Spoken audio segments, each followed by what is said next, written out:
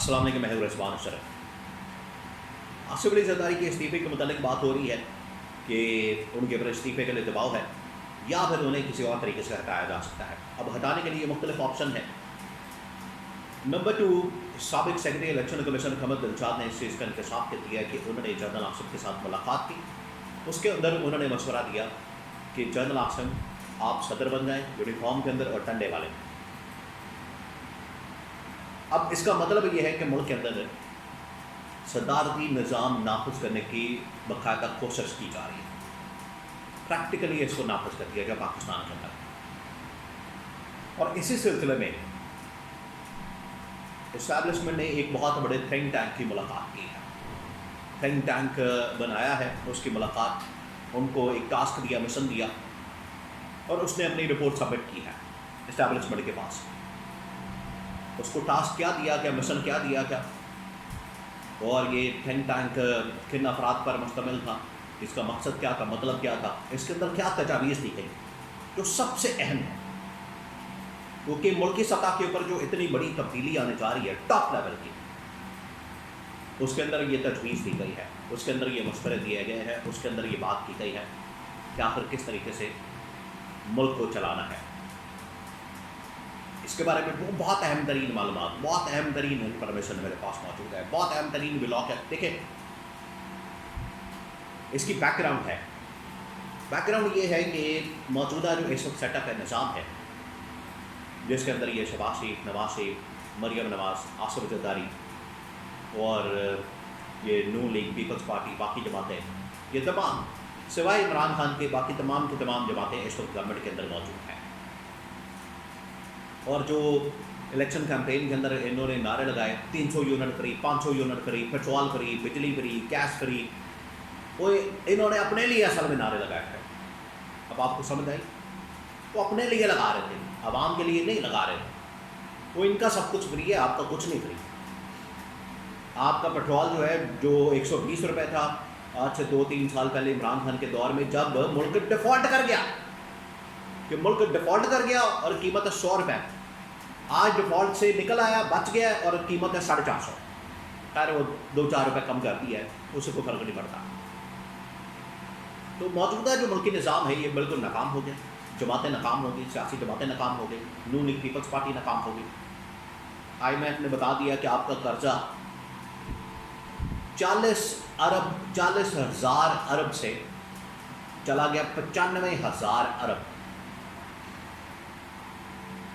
دوبارہ سنا، ملک کا قرضہ چلا گیا 40,000 ارب سے 95,000 ارب، 1 لاکھ کے قریب پہنچ گیا، 1 لاکھ ارب۔ تو یہ پچھلے 2-3 سالوں کے اندر تقریباً انہوں نے 40 سے 50,000 ارب قرضہ لیا ہے، اور کدھر گیا کسی کو کچھ پتا نہیں، کھا گیا۔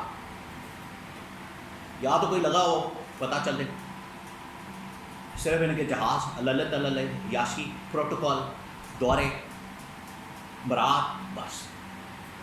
تو موجودہ جو ملکی نظام ہے عوام کو ڈیلیور کرنے میں تو ناکام ہے، خود ان کی چاہے یاشی لگی ہے اور سب کچھ ہو رہا ہے۔ اس وجہ سے نظام کی تبدیلی کی بات کی جا رہی ہے اور صدارتی نظام آنے کی بات کی جا رہی ہے۔ اب اسٹیبلشمنٹ نے بنایا ایک تھنک ٹینک، ان کو یہ ٹاسک دیا گیا جو کہ بیوروکریٹس اور ٹاپ کے اسکالرس، پبلک پالیسی کے لوگ یا پھر مینجمنٹ کے لوگ، ٹاپ لیول کے، ان کو چنا گیا، ان کو چوز کیا گیا، ان کا انتخاب کیا گیا، اور ان کو یہ مشن اور ٹاسک دیا گیا کہ آپ تجویز دیں کہ کس طرح سے پاکستان اس کرائسس سے، بحران سے، مسائل سے نکل سکتا ہے۔ اس کے اندر جو تجاویز دی گئی وہ اصل میں اشارہ ہے، ہنٹ ہے کہ ملک میں صدارتی نظام آ رہا ہے۔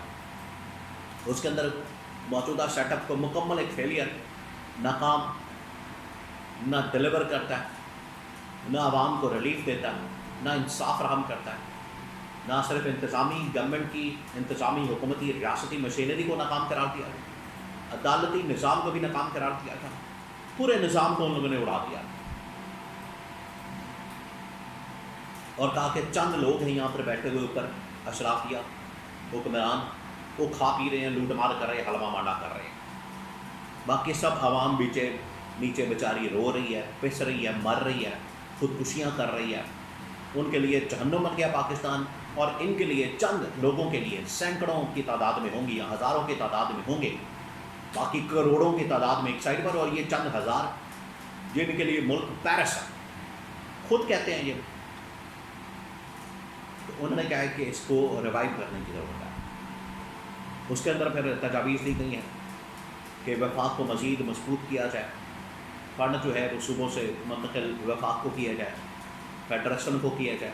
سیکیورٹی جو صورتحال پیراڈائم شفٹ آیا ہے ریجنل لیول کے اوپر، انٹرنیشنل لیول کے اوپر، اس میں ڈیفنس بجٹ بہت زیادہ بڑھانے کی ضرورت ہے، اور ڈیفنس میں بہت زیادہ چیزوں کی ضرورت ہے. ایئر فورس کو بڑا تگڑا کرنا، سائبر سیکیورٹی کے معاملات، انٹیلیجنس کے معاملات، تمام چیزوں کو بڑا مضبوط کرنے کی ضرورت ہے ڈیفنس کے پوائنٹ آف ویو سے.